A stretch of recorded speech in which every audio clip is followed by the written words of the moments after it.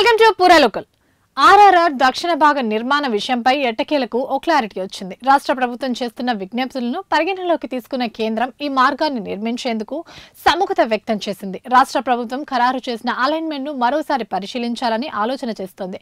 ఆ తర్వాత దక్షిణ భాగాన్ని కేంద్ర రోడ్డు రవాణా శాఖ పరిధిలో చేపట్టాలనే యోచనలో ఉన్నట్టు విశ్వసనీయంగా తెలిసింది. ఇదే విషయాన్ని తాజాగా రాష్ట్ర సచివాలయంలో కేంద్ర ప్రాజెక్టులపై నిర్వహించిన సమీక్షలో పాల్గొన్న ఢిల్లీ అధికారులు సీఎం రేవంత్ రెడ్డికి తెలిపారు. అంటే ఆర్ఆర్ఆర్ ఉత్తర భాగంతో పాటు దక్షిణ భాగాన్ని కూడా కేంద్రమే నిర్మించనుంది. ప్రస్తుతం ఉత్తర భాగం నిర్మాణాన్ని జాతీయ రహదారుల ప్రాధికార సంస్థ పరిధిలోకి చేపడుతున్నారు. దక్షిణ భాగాన్ని మోర్త్ పరిధిలో చేపట్టాలనే ఆలోచనలో ఉన్నట్టు తెలిసింది.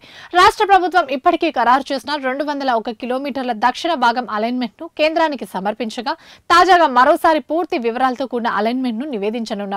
దాన్ని పరిశీలించిన తర్వాత ఈ మార్గాన్ని మోర్త్ ఎన్హెచ్ఐలో దేని పరిధిలో చేపట్టాలనే దానిపై స్పష్టత వస్తుందని సంబంధిత వర్గాల ద్వారా సమాచారం. ఆర్ఆర్ఆర్ ఉత్తర భాగంతో పాటు దక్షిణ భాగాన్ని కూడా నిర్మించాలని కోరుతూ రాష్ట్ర ప్రభుత్వం కేంద్రానికి లేఖలు రాసింది.